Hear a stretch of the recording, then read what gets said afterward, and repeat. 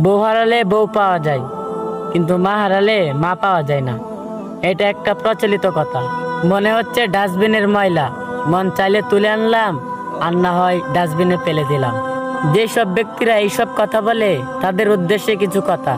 মা আর বউ এই দুজন হচ্ছে দুই মেরু।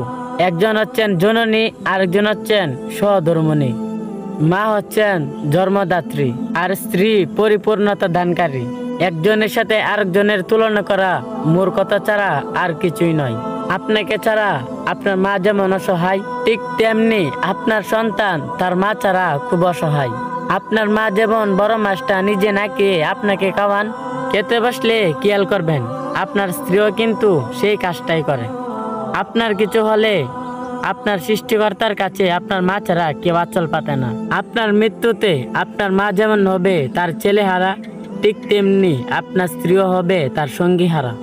আপনার মার আরো সন্তান থাকলে সেই সন্তানরা আপনার মাকে আগলিয়ে রাখবে, কিন্তু আপনার স্ত্রীকে কে আগলিয়ে রাখবে? আপনার মার আরো সন্তান থাকলে সেই সন্তানদের পেয়ে আপনার মার কিছুটা কষ্ট কমে যাবে, কিন্তু আপনার স্ত্রীর আপনি ছাড়া তো কোনো গতি নেই। আপনার সন্তানদেরকে তো আপনার স্ত্রী দেখবে, তাই না? আপনার মা অন্য সন্তানদের সাথে বাকি জীবনটা কাটিয়ে দেবে, কিন্তু আপনার স্ত্রী কি নিয়ে বাঁচবে? আর সন্তানদের কি ভবিষ্যৎ হবে?